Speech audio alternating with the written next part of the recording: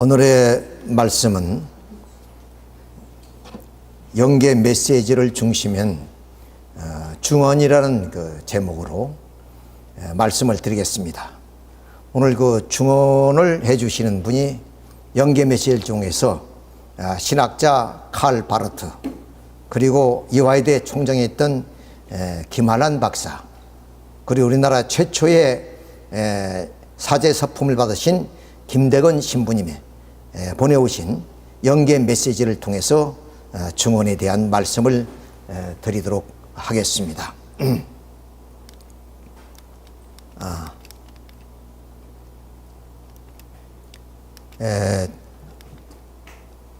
우리가 늘 보고 있는 장면입니다마는 이렇게 구도자들이 좀 고행의 길이란 것은 우리가 상상을 초월합니다. 부모 형제를 떠나야 되고 고독한 그런 구도의 길이 참 이런 게 자연을 중심해서 걸어가게 됩니다.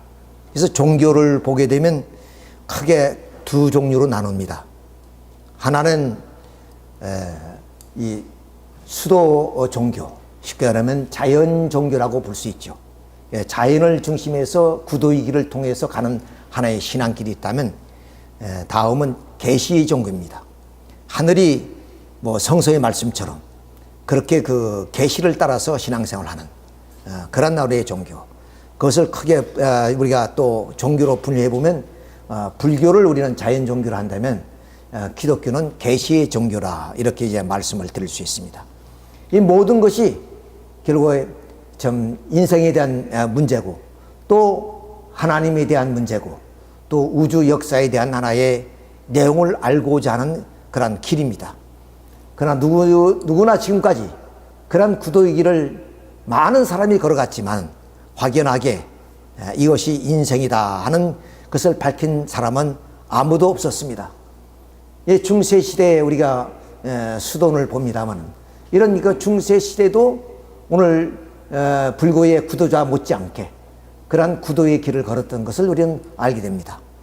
그래서 여기에 오늘 칼 바르트의 그 말씀을 좀 인용해 본다면, 전통 신앙만을 고집하면 그대의 영혼은 고아될 것이다 하는 말씀. 그러니까 우리는 뭐 전통을 고수하고 외에는 우리가 좀 접하지도 않는다 하는 그런 우리의 마음을 간다면 그 영혼은 고갈될 것이다 하는 것. 그러니까 수도하는 그 길만이 참된 진리를 찾는 길이라고 생각하는 그 자체가 결국 영혼이 고갈되는 하나의 길이다 하는 것을 칼 바르트는 역설하고 있습니다. 자, 오늘 이 칼 바르트나 또는 김한란 박사나 또는 김대건 신부님의 영계의 메시지를 어떻게 받았느냐 하는 것은 지난 시간에도 말씀을 드렸습니다마는 다시 한번 중복해서 말씀을 드리면은, 바로 이 사진에 보다시피 김영순 사모님이시고 또는 그의 부부는 정호웅 목사님이었습니다. 우리 통일교에서는 430가정의 축복 가정이죠. 아주 훌륭한 그 목회를 하셨던 그런 가정의 사모님이 바로 이 위에 계시는 이상은 원장님, 즉 통일 사상을 집필하신 그런 분이십니다. 이분이 말씀드린 것처럼 이 지상에서 이성을 통해서 밝힐 수 있는 것은 문선명 참 아버님의 조력을 받아서 이렇게 사상을 체계화시켰던 분입니다. 그렇지만 보지도 못했고 경험도 못했던 영계에 대한 사실이 매우 궁금해서 늘 우리에게도 그런 영계에 대한 말씀을 하신 적이 있습니다. 이분이 이제 성화하셔서 영계에 가셔서 바로 김영순 사모님한테 이 영계의 메시지를 전달하는 것이 바로 좀 우리가 영계 메시지다, 이렇게 얘기를 합니다. 근데 그 영계의 메시지를 한두 분이 내리신 것이 아니라, 물론 예수님의 12제자를 비롯한 많은 사람들, 또 좀 불교의 석가모님의 10대 제자뿐만 아니라 그의 많은 수도자들이 보낸 그런 메시지, 그리고 공자님의 제자들, 그 이외에 기독교의 그런 혁혁한 공적을 세우신 많은 분들에 대한 메시지가 좀 수십 권의 책으로 다 이렇게 발간이 되었습니다마는 오늘은 이렇게 세 분을 통해서 이에게 밝히고자 합니다. 자, 그 경위를 좀 따져보게 되면은 내가 영계의 서신을 본격적으로 리포트하게 된 것은 97년 4월입니다. 그러니까 지금 굉장히 오랜 시간이 많이 걸렸습니다. 그 사이에 많은 메시지가 온 거예요. 그때 그동안 가까이 지냈던 이상원 통일사상연구원장이 갑자기 별세하신 때였습니다. 내가 그분의 연결식장에 참석하고 있었는데 이상원 선생님이 영적으로 나타나 저녁에 당신 집으로 찾아가겠다고 했습니다. 그때부터 이 선생은 일정한 시기에 나타나 영계에서 직접 보고 느낀 것을 나에게 전해 주었습니다. 지상에서 영계에 대한 무척 궁금했던 그분은 영계에서 역사적 섬적 인물들을 만나 여러 차원의 대화를 나눴다고 했습니다. 예수님, 공자님, 석가모님, 무하메드, 소크라테스, 스웬보르그, 산다싱 등 성현들과 그리고 아담, 해와, 인류 시조죠. 이런 분도 다 많았다는 겁니다. 그리고 아브라함, 이삭, 가룟 유다, 세례 요한 등 성경에 등장하는 섬적 인물들, 그리고 카를 마르쿠스, 이분은 공산주의 사상을 창시하신 분이죠. 그 다음 그 사상을 혁명화시킨 사람이 레닌입니다. 소비에트. 그 다음 그의 후계자 스탈린, 또는 히틀러, 무솔린, 도조, 기시, 아이젠하워, 이승만, 박정희 대통령도 많았다는 겁니다. 또는 김아란 박사, 오늘 말씀드린 내용이죠. 박마리아 등 30여 명의 생생한 메시지가 그것이었습니다.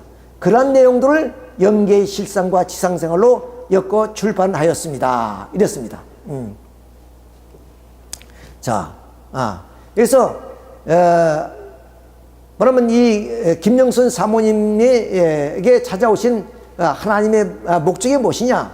그래서 첫째는 살아계신 하나님을 알게 하라는 뜻이고, 그 다음 둘째는 영계를 알게 하라.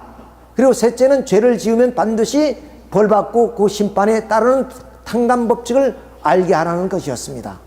내가 아는 하나님은 세상을 사랑하사 인간 창조 이후 인간의 역사와 함께 하시면서 때로는 영광 속에 때로는 고통 속에서 타락한 인간을 창조 본연의 상태로 회복시키기 위해 눈물 흘린 섭리를 격려하시고 계십니다.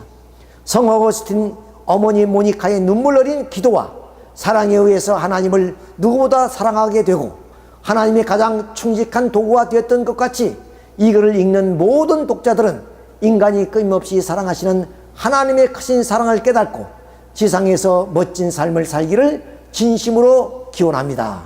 예, 바로 김영순 사모님의 그런 말씀의 내용입니다. 자, 이렇게 해서 결국 영계의 실상을 지상으로 보내게 되었다.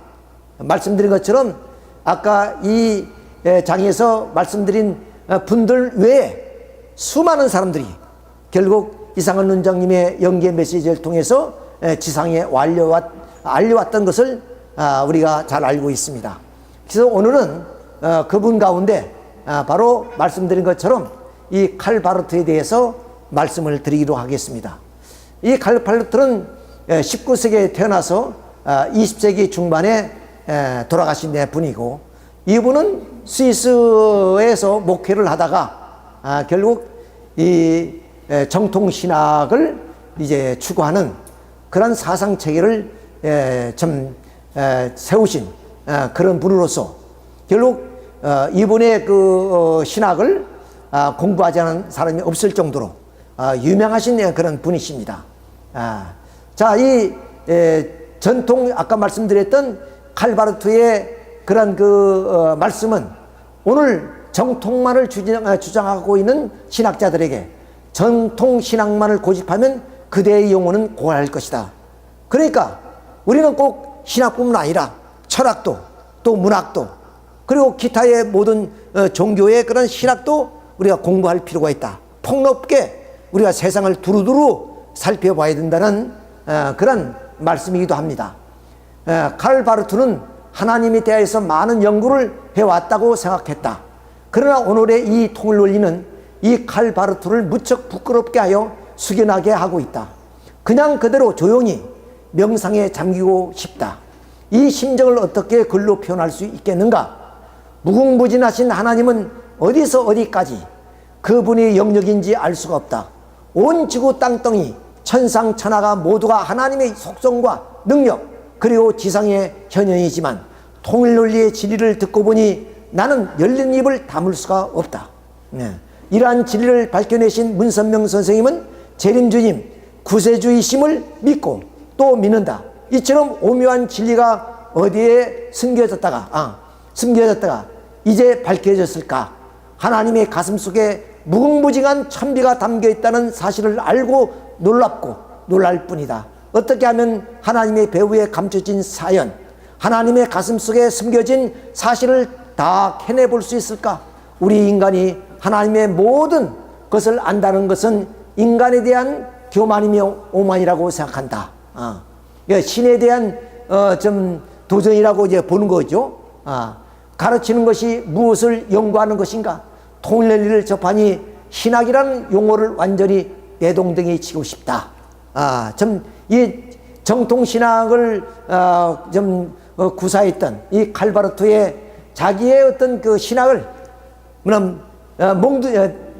내동기고 싶다는 그런 이 통일논리를 듣고 느낀 그런 심정을 토로하고 있습니다. 그러나 문선명 선생님은 하나님의 심정을 모두 헤아리시고 하나님의 효자 중에 효자가 되셨다. 이러한 보석에 숨겨진 자리를 어떻게 알고 그것을 캐낼 수 있었을까? 칼바르트는 어찌 이처럼 무지했던가? 인간의 한계와 무능을 깨닫고 한없이 흩어질 뿐이다. 지금까지 무엇을 가지고 하나님을 섬겼던가? 신학이란 무엇을 통해서 무엇을 가르치며 무엇을 배우는 건가? 그것을 통해서는 아무것도 얻을 수 없는 것 같다. 우주의 근본은 인간의 두뇌로서는 해결할 방법이 없을 것 같다. 그러니까 기존 신학을 가지고는 아무것도 할 수가 없었다. 이것을 고백하고 있습니다. 다만 헛달감에 사로잡힐 뿐이다. 현대 신학은 인간을 교만과 오만의 도가니로 몰아넣는 것뿐이다. 상당히 묘한 구석으로 몰아넣고 있다. 이러한 신학적 문제는 통일논리가 없이는 해결할 수가 없을 것이다. 그러니까 장구한 2000년의 이 기독교 신학이 이 통일논리를 통해서만이 해석될 수 있고 그것을 밝힐 수 있다는 겁니다. 그러니까 유명한 신학자들 뿐 아니라 그 신학자들이 써놓은 그 신학은 결국에 이 통일논리 앞에 초라할 수밖에 없다 하는 것을 역설하고 계십니다. 이 사실을 깨닫고 칼바르트는 지극히 무능한 사람이요 의미 없는 인생을 보냈다는 것을 인정하게 됐다. 그러니까 이 칼바르트가 죽기 전에 교회 교의학을 이제 썼습니다만은 그 모든 신학자들이 다 읽는 책이에요. 그런 방대한 책인데 그만큼의 그 신학의 정통의 그런 길을 걸어오신 그분이 이 통일논리를 두고 이 한탄의 소리를 하는 겁니다. 이것은 솔직한 심정이다. 오늘의 신학자들이여 그대들은 고개를 들라 두 눈을 크게 뜨고 정신을 차려보라. 칼바르트는 전통적인 신학의 관념을 모두 집어던지고 불사르고 싶다. 자기가 써놓은 모든 신학 그 외의 모든 신학을 다 불사르고 싶은 심정이다 그랬습니다. 신학도들이여 그들의 생각을 바꿔보면 성경은 어떻게 보는가? 자, 이것이 칼바르트가 쓴 교회 교의학입니다. 교의학이라는 것은 교리학이라고 여러분들이 쉽게 이해를 하면 좋겠습니다. 어떤 신앙이나 우리 그 종교 생활에서의 어떤 신앙의 교리 이것을 이렇게 대작을 쓰신 것이죠. 그렇기 때문에 이 신학자들은 이 책을 안 읽은 사람이 없을 만큼 이렇게 유명한 책입니다. 이것은 바로 중세 시대 그런 그 신학 대전과 같은 그런 하나의 권위를 가진 책이라고 우리가 볼 수가 있습니다. 자, 그 중세 시대 그 토마스 아퀴나스가 쓴 책이 바로 신학대전입니다. 이것이 굉장히 유명하죠. 자, 이렇게 이것도 하나의 교리서, 쉽게 말하면 조직신학이죠. 조직신학. 우리 그 통일논리는 바로 그 조직신학입니다. 조직신학인 것은 바로 신학을 이제 이해하기 쉽게 해서 뭐 창조원리 또는 타락론, 부활론 이렇게 뭐냐면 하나하나 구체적으로 밝히는 그런 신학을 우리가 조직신학이라 합니다만은 이런 조직신학입니다. 이것이 교리서죠. 쉽게 말하면 이런 교리서를 쓰신 분이 토마스 아퀴나스. 이것은 중세의 가장 대업적이라고 할 수 있는 그런 책이라고 우리가 볼 수가 있습니다. 이런 서적을 통해서 기독교가 이제 발전해 나왔다 하는 것을 우리가 여기서 이와 같은 비교될 수 있는 아까 신학서가 바로 이같이 칼 바르트의 교회 교의학입니다. 그러니까 중세 시대가 토마스 아퀴나스의 그런 신학 대전과 비교될 수 있을 만큼의 그런 하나의 대작이라고 이렇게 말씀을 드릴 수 있는데, 이런 것을 다 불사르고 싶다. 정말 통일논리를 좀 듣고 나서 느낀 그런 얘기입니다. 그냥 단순히 마음으로 느낄 정도가 아니라 자기 신학을 송두리째 불사르고 싶은 그런 심정, 자기가 지금까지 외쳐왔던 것이 아무것도 아니다는 거예요. 이 통일신학이 비교해 봤을 때. 이렇게 우리는 편안한 자리에서 뭐 참 큰 뜻도 모르고 우리가 통일논리를 듣지만, 이 통일논리를 들은 이런 유명한 신학자들이 그런 공감을 이루는 것이 뭐냐, 통일이 얼마나 위대하다는 것을 이렇게 역설하고 있다는 것을 우리가 알 수 있습니다. 자, 어떤 측면에서는 성경의 오묘한 진리가 그대로 구속하는 것 같다. 칼 바르트는 오늘 이 자리에서 나 자신이 허울을 적나라하게 벗겨버리겠다. 그들도 그것을 벗어 던져라. 다 불살라버려라. 그러니까 기존 신앙에 얽매였던 우리들이 모든 것을 다 불살라버리라. 뭐냐면 마침 예수님이 세술은 세 부대에 넣어야 된다는 것처럼 이제 우리는 통일논리를 중심에서 새로운 신학 체계를 세워서 우리의 신앙생활을 해야 된다. 그런 말씀입니다. 그리고 세지를 받아들이라. 하나님은 우리 인간의 부모이며 그대들은 하나님의 자녀들이다. 이 진리는 그대들을 물론 전 인류에게 폭탄적인 선언이요 복음이로다. 성약시대의 통일논리는 성경 66권을 능가하는 대단한 복음서요 폭탄 선언이다. 칼 바르트가 이 꽃 영인의 모습으로 통일논리와 통일사상을 배웠다. 신학도들이여 성경에 묶여 살면 그대들이 영혼도 함께 그 올가미에서 헤어나올 수 없을 것이다. 결국 불쌍한 영혼이 되고 말 것이다. 오늘 기독교인들은 오직 성서로서, 오직 믿음으로서 주 예수를 우리가 믿는다 그러죠. 그런데 이 칼 바르트 이런 신학자는 성서에 얽매이면은 결국 내 영혼이 불쌍해진다는 겁니다. 우리는 그 성서의 문자에 얽매이지 말고 바로 이 통일논리를 들어야 된다는 그런 말씀입니다.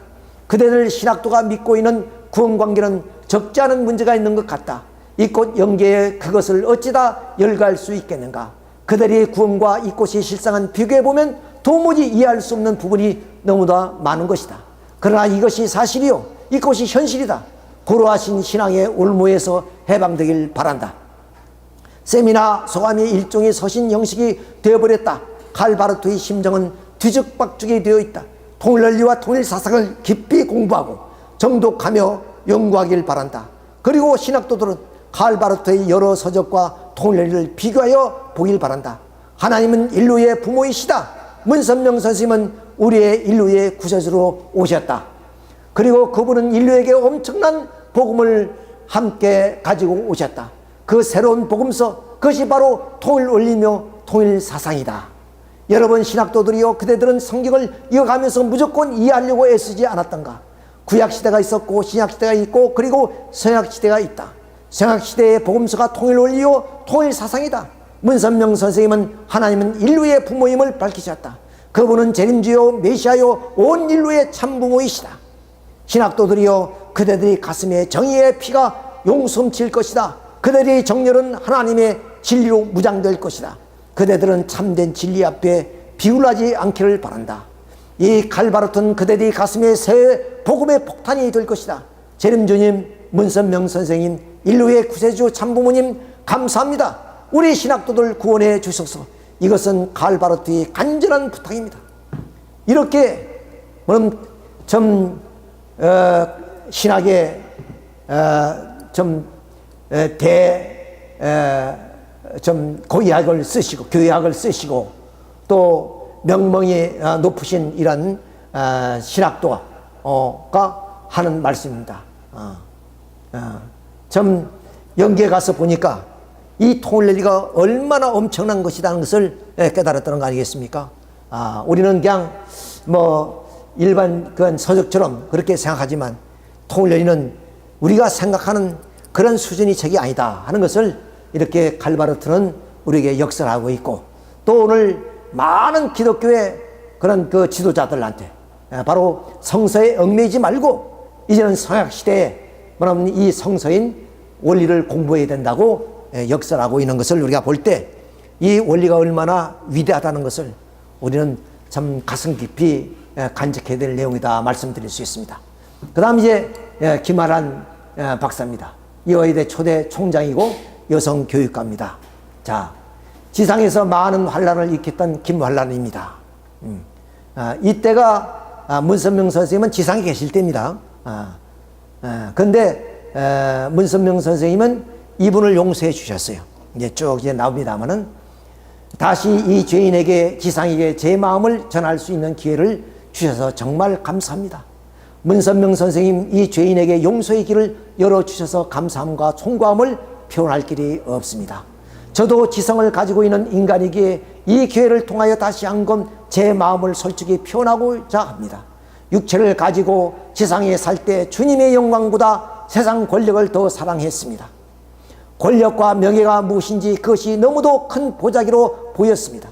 그 보자기의 그늘 때문에 재림 메시아가 저희 눈에 보이지 않았습니다.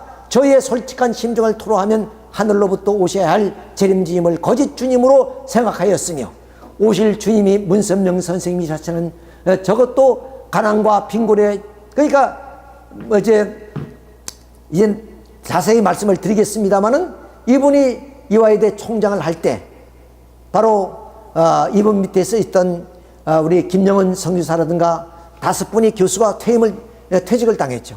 강제 퇴직을 시켰고 14명의 학생이 퇴학을 당했습니다. 그러니까 어쩌면 그분들로부터 문선명 선생님에 대해서 많이 들었을 것입니다. 예, 그 얘기입니다. 주님이 문선명 선생님이라는 것은 저렇게도 그러니까 이분이 뭐냐면 저렇게도 가난과 빈곤에 찌들리는 거라고 생각했는가. 그러니까 재림 주님이 오신다면 저렇게 가난하고 찌들린 그런 모습으로 올 것인가, 그렇게 상상을 못 해봤다는 겁니다.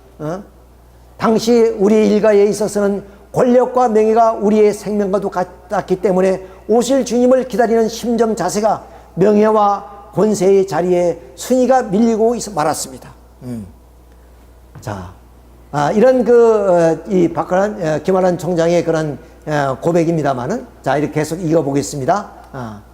그리고 지금 통일가의 대부분의 유명 인사들은 종교적 몰리에가 낳은 당시의 피해자입니다. 그러니까 이런 분들이 다 뭐냐면 종교적 몰리에로만 피해를 받은 사람이죠. 이분들이 14명이 퇴학을 당하신 분이에요. 이분들 가운데는 이제 4학년이 돼서 이제 몇 개월이면 졸업할 그런 분들이 퇴학을 당했어요. 자, 이 점을 진심으로 죄송하게 생각합니다. 지금 천상에서 이러한 모습을 지니고 글로써 그들에게 사죄할 때 그들이 받을 수 없음을 알고 있으며 인류 역사 앞에 하나님 앞에 섭리적으로 엄청난 죄임을 또한 알고 있습니다. 그러나 저는 다시 그들에게 사죄를 드리며 어떤 탕감의 길도 가겠습니다. 이것은 저희의 솔직한 심정을 표현한 길입니다. 그러나 탕감의 길을 그냥 가겠다는 것은 아닙니다.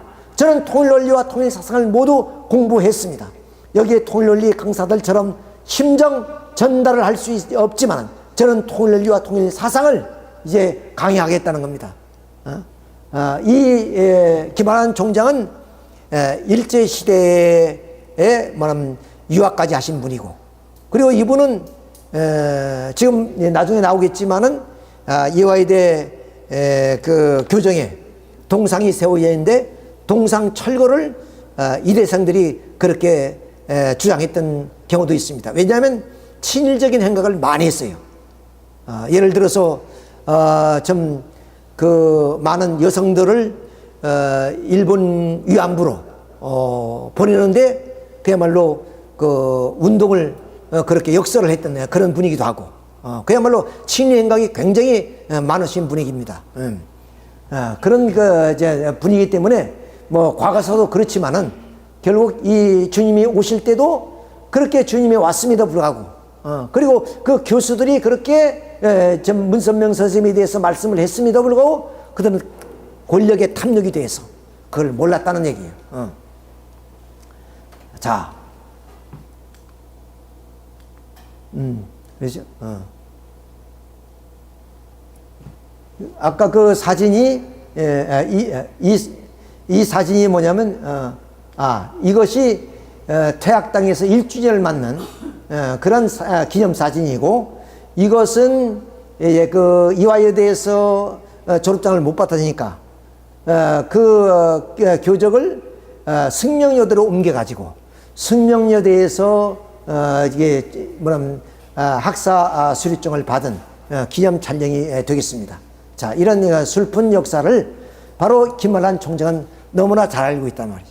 그 당사자니까 그렇죠.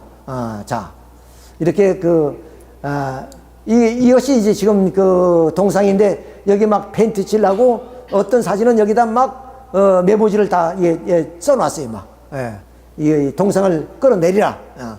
친일 행각이 지금 뭐 확연하게 드러난 그런 분이거든요. 자, 이론만큼은 전달할 수 있습니다. 그러니까 통일논리 이론만은 전할 수 있다.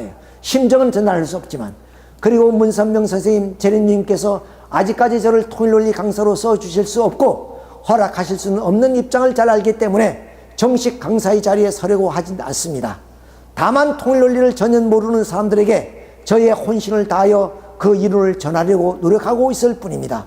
당시에 지상생활을 할 때 수많은 사람들이 원리 강의소로 몰려가서 들었던 강의 내용에는 어떤 이단의 마력이 작용하고 있었다고 생각하였습니다.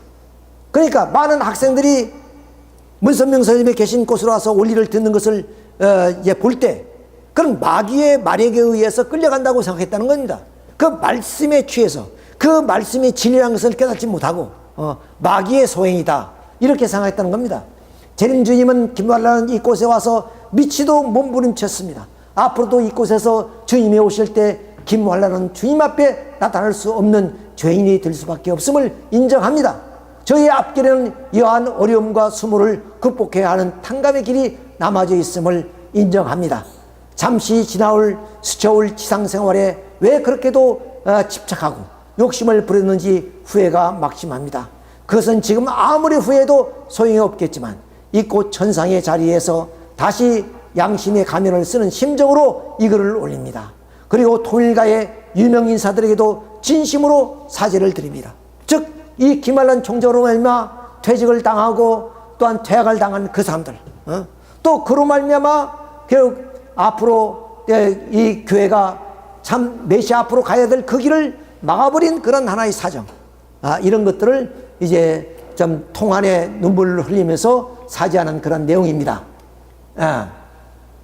자, 여기서 우리가 보면은 이화여대 교수 가운데 양윤년 음대 교수요, 한충화 영문과 조교수입니다. 김영은 기독교 부교수로 학장했고 최원복 물리대 영문과 출신이고 이정호 물리대 국문학과 교수입니다.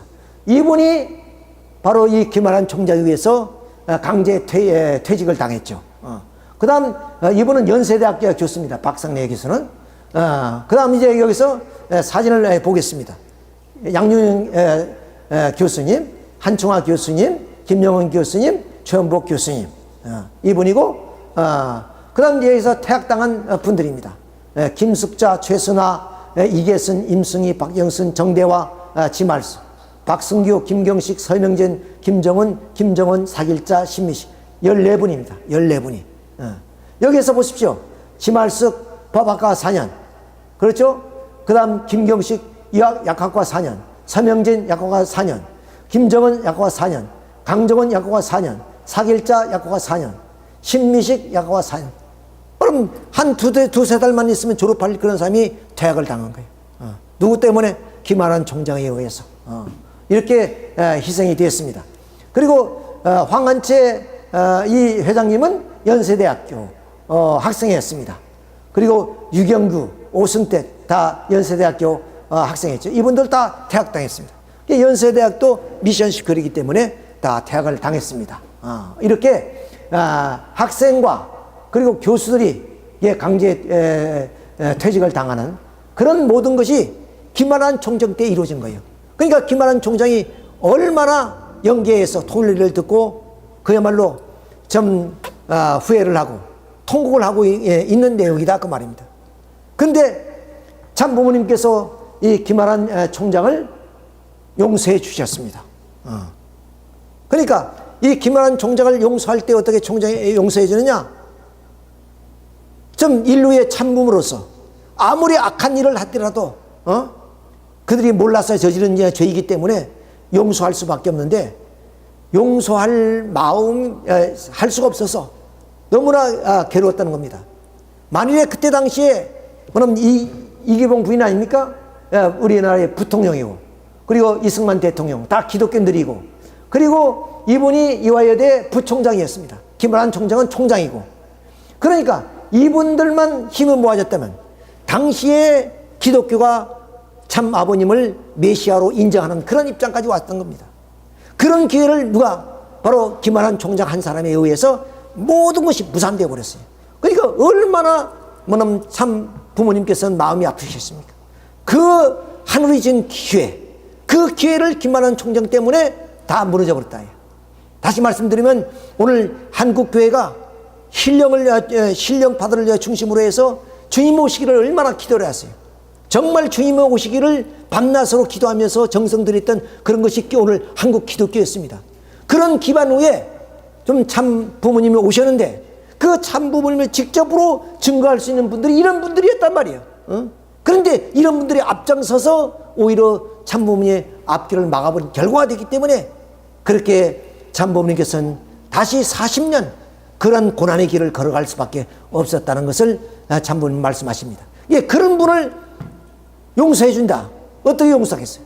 그래서 제자를 데리고 태평양에 그야말로 폭풍우가 치는 그 태평양의 바다에 배를 몰고 와서 그 파도와 싸우면서 결국에 마음을 주셔가지고 용서해 줬다는 거예요. 약간 용서받았다는 거 아닙니까? 근데 그 용서를 받았지만 이분은 마음이 편할 수가 없지요. 엄청난 섭리사에 죄를 지은 거예요. 그분 한 사람의 명예와 권세 때문에 결국에 하나님이 섭리가 이렇게 비참해졌다는 사실이에요. 일산, 자, 결심을 믿어주시고 저를 위해서 정성 들여주시면 저도 재림 역사에 동참하겠습니다. 이게 죽어서 뭐 하겠냐, 이게 죽어서 이미. 선생님, 주님, 구세주, 메시아, 참부모님, 박마리아와 이기봉을 일가를 인류의 부모의 심정으로 용서해 주시기까지 얼마나 가슴이 아프셨는지 생각했습니다. 이 사람도 또 용서를 해 주었어요.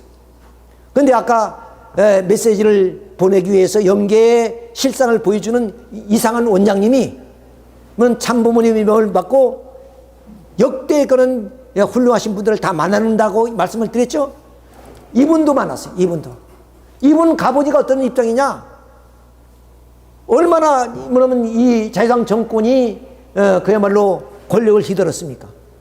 그리고 부정선거를 했고 그래서 결국에 자기 아들에게 총을 맞고 죽었지 않습니까? 그러니까 아들하고 이 부부가 지옥에 가는데 어디 갔냐? 칼을 입에 꽂아가 있더라는 거야. 그러니까 피가 쫙줄 흐르면서 그냥 칼이 목에 꽂혀가지고 있는 그 상황. 그러니까 이상원 원장님이 아버님 와서 아버님한테 보고 볼 수가 없을 정도예요. 볼 수가 없을 정도로.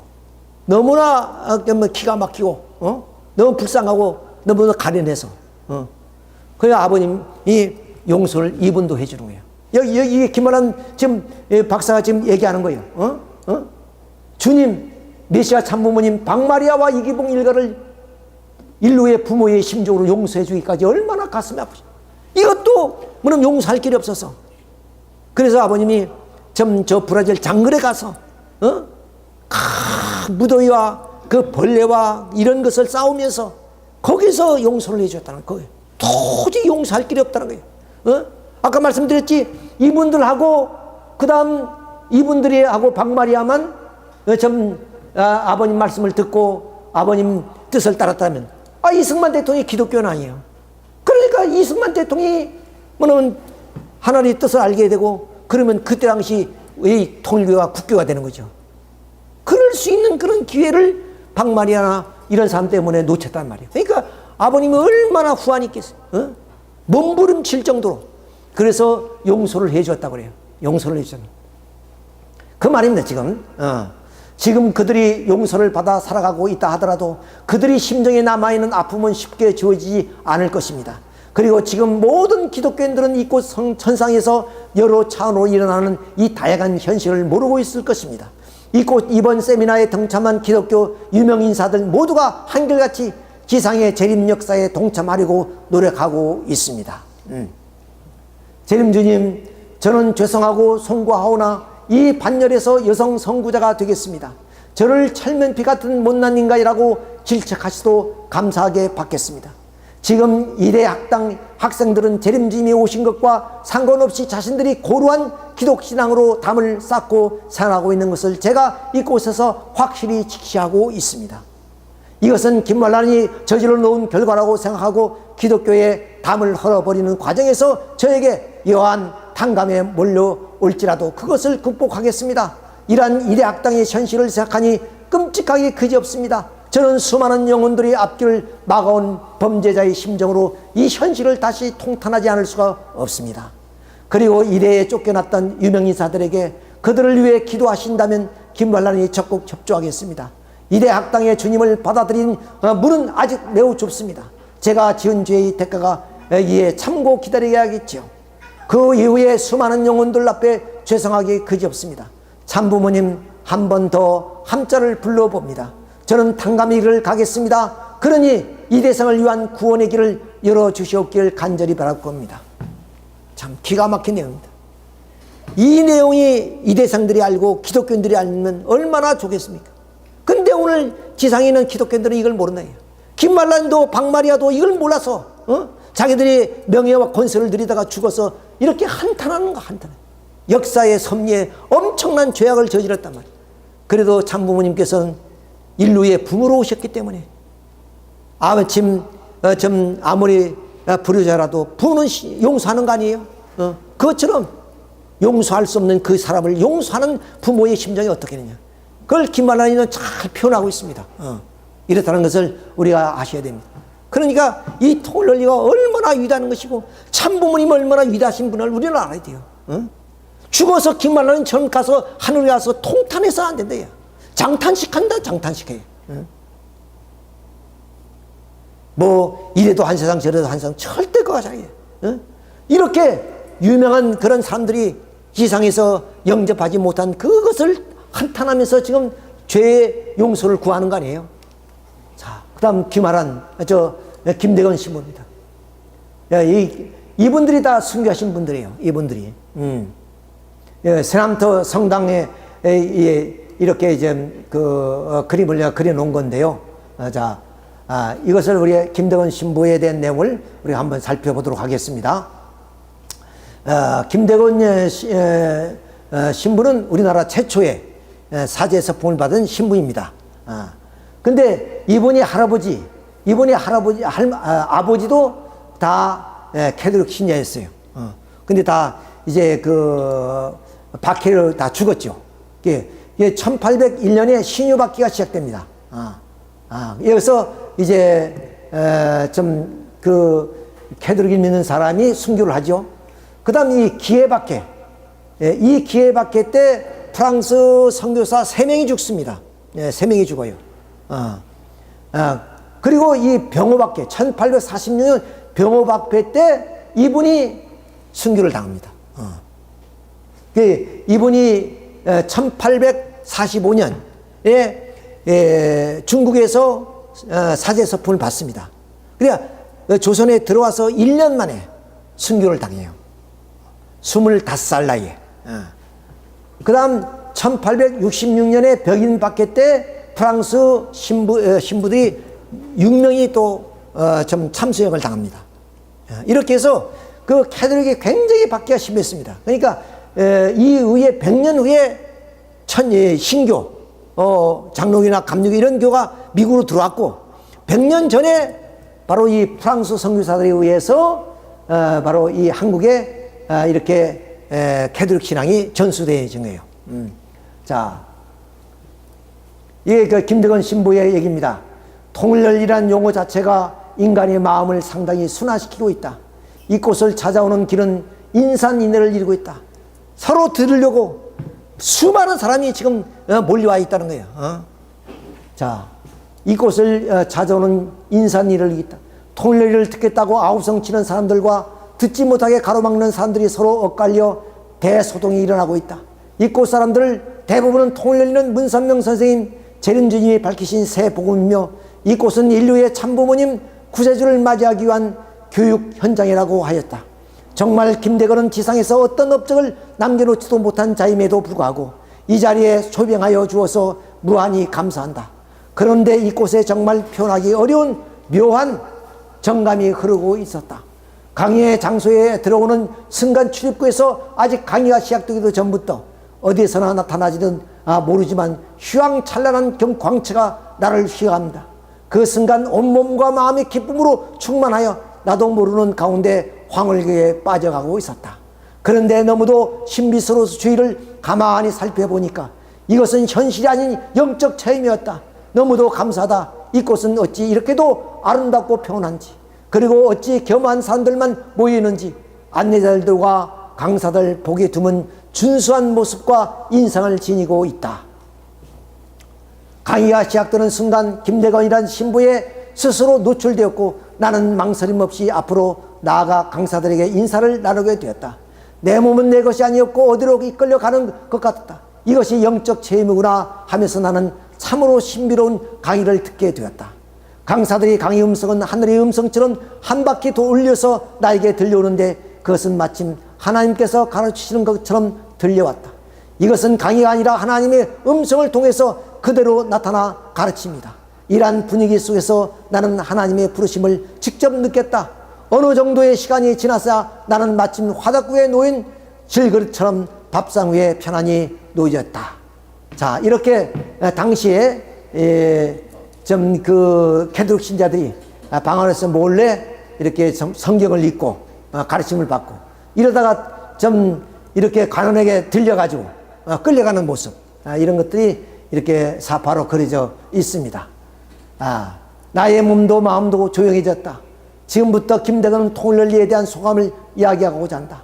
통일열리와 통일사상의 강사는 모두가 정열과 정성과 지성으로 우리들을 완전히 현혹시킬 만큼 멋진 강의를 하였다. 그런데 도무지 이해할 수 없는 부분이 있다. 이것은 어떻게 된 것일까? 김대건은 천주님과 일생을 같이하며 살려고 작정했을 때 가장 큰 고민은 일생을 혼자 살아갈 수 있을까 하는 점이었다. 물론 주위 사람도 이 점에 대해서 이문이 없었던 것은 아니다. 그 이유는 인간의 생리구조는 현실적으로 혼자 살게 되어 있지 않았기 때문이다. 그런데 수도자의 길은 생리적 모든 조건을 억제하면서 오직 천주님을 모시고 살아가는 길이다. 이것은 수도자의 당연한 길이요 성스러운 생활이라고 생각했었다. 여기에서 김대건의 이론이 깨져나가고 있었다. 하나님의 근본 뜻은 인간에게 주신 축복을 통하여 자녀를 번식하며 살아가게 되어 있는데 왜 이렇게 독신으로 살아야 했던 것인가? 그러니까 우리 인간의 길은 독신의 길이 아니라는 거예요. 그럼 부부가 쌍을 지어서 자녀를 낳으면서 사는 것이 하나님의 뜻이고 바른 길인데 그것을 미처 몰랐다는 거죠. 자, 그런데 지금 수도자의 빗나간 생활이 얼마나 많이 일어나고 있는가? 신앙과 현실이 이중적 위선적 가면을 쓰고 죄인의 모습으로 신앙을 하는 사람들이 얼마나 많은가? 그리고 이것이 얼마나 모순적 생활인가? 그리고 이것은 또 하나의 죄악이다. 그러니까 홀로 사는 것이 죄악이라는 거예요. 응? 사랑해야 되고 그리고 자녀를 번식해야 되고 이런 하나의 당연한 그 길을 오는 수도다라는 이름으로 구도의 길을 간다는 명목으로 혼자 산다는 것은 죄악이라는 거예요. 죄악. 오늘날 가톨릭은 이러한 문제를 어떻게 해결할 것인가? 그러나 문선명 선생님이 밝히신 통일원리와 통일사상은 온 인류에게 소망과 기쁨을 주고 있으며 그리고 수도자의 삶이 방향도 바르게 제시하고 있다. 통일원리의 통일사상의 가르침을 따라 참부모, 재림주님, 메시아를 모시고 축복을 받게 되면 이러한 고민이 모두가 해결될 것이다. 제가 수없이 축복하는 이겁니다. 이걸 받아야 돼, 이걸. 이 축복을 받아야 된다. 그러니까 김대건 신부들도 홀로 사는 그 독신 생활이 얼마나 고달픈 생활이겠어요. 그러니까 원리는 바로 축복을 받게 돼. 모든 것이 풀린다는 축복만 받으면. 지금까지 수많은 수사들은 신앙 따로 현실 따로 생활하고 있다. 인간의 생리 구조는 하나님의 창조 목적을 실현할 수 있도록 창조되었으니 인간이 어떻게 할 것인가. 만약 통일논리의 가르침에 모순이 있다면 인간의 축복 문제도 모순일 것이다. 그러나 통일논리는 하나님이 주신 새 복음이요 계시기 때문에 진리의 모순성은 전혀 없을 것이다. 누구나 통일논리를 한번 들어보라. 하나님의 인류의 부모임을 적절히 느끼게 될 것이다. 문선명 선생님 어떻게 해서 통일논리가 우리 한국에 나왔는지요. 그것이 너무나도 감사하고 고맙습니다. 김대건의 역사는 하잘 것 없는 비극으로 끝났지만 문선명 선생님은 국위를 선양하고 한국의 위상을 높이고 전 세계인이 신앙의 목으로 세워 누셨으니 감개무량합니다. 통일논리는 세계 만민의 위대한 복음이 되리라 믿습니다. 하나님은 우리 한국을 사랑하셨습니다. 그러기에 재림주님을 한국 땅에 한국 사람으로 보내주셨습니다. 그러니 한국의 문화가 세계의 길이 빛날 것이며 한국의 세계의 성자가 될 것이며 한국과 세계로 될 것이다. 자, 죽어서도 물론 자기의 조국을 사랑하는가 봐요. 사람이란 것은. 자기의 민족을 좀 긍지를 갖는가 봐요. 왜 김대건 신부가 이렇게 참 한국의 메시아가 탄생했다는 거 너무 자랑스러워하지 않습니까? 이 한국 땅에 뿌려진 김대건의 피가 이러한 섭리 역사의 한 모습을 한 것 같습니다. 문선명 선생님, 인류의 참부모님, 수많은 가톨릭의 수도자들을 구해 주소서. 홀로 사니까. 이들은 내버려 두지 말라요. 얼마나 비참하냐 이게. 얼마나 비참. 그들 데려다가 축복시켜달라 그 얘기입니다. 그리고 하나님을 인류의 품으로 밝혀주심을 진심으로 감사합니다. 그리고 엄청난 새 진리를 밝히시고 하나님 앞에 인류를 대신하여 효자 중에 효자요 기준을 세워주신 무한히 감사드립니다. 저는 이 진리 앞에 무조건 감사하며 따르겠습니다. 그리고 여기에 기록하지 못한 신비로운 체험과 소감 모두를 기록할 수 없음을 안타깝게 생각합니다.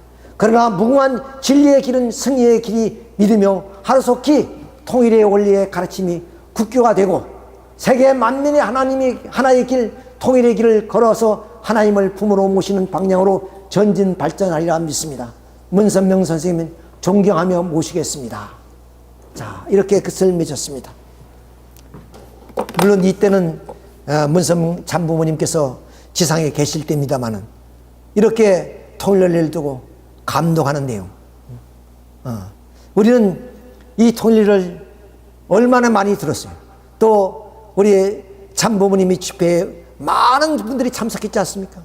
직접 만나 뵙고 또 그 위대한 말씀을 들었고 또 축복도 받았습니다. 이런 분이 또 역사에 두 번 다시 있을 수 있겠습니까? 아까 말한 이렇게 칼바르트라든가 김만한 총장이라든가 김대건 신부라는 이것이 우리와 비교될 수 없는 분들이에요.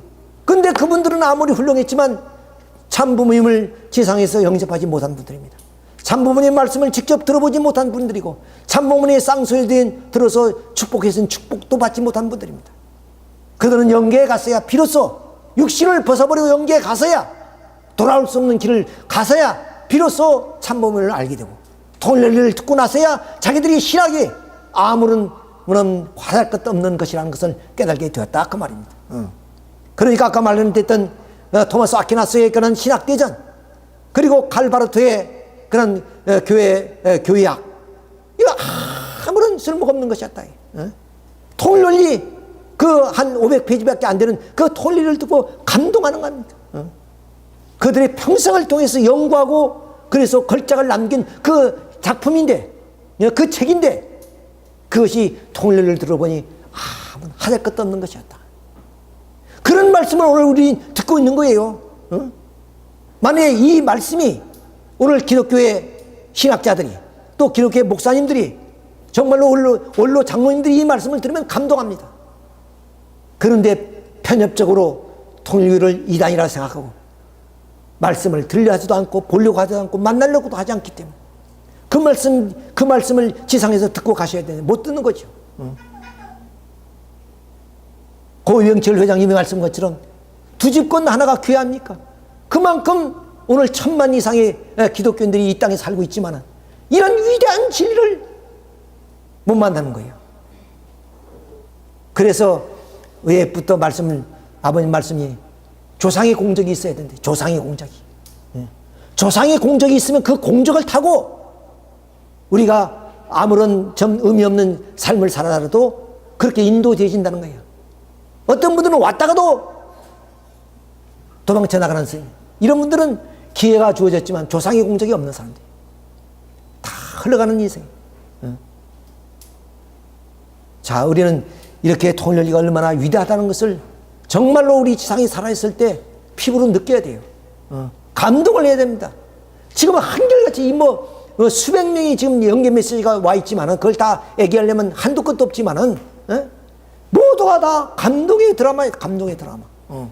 감동하고 탐복하고, 그리고 이 지상에서 이런 원리를 듣지 못한 것을 한탄하시고 축복을 못 받은 것을 한탄하시고, 그러니까 김대건 신부가 외치고 있는 가톨릭 수도자들 구해달라는 거예요.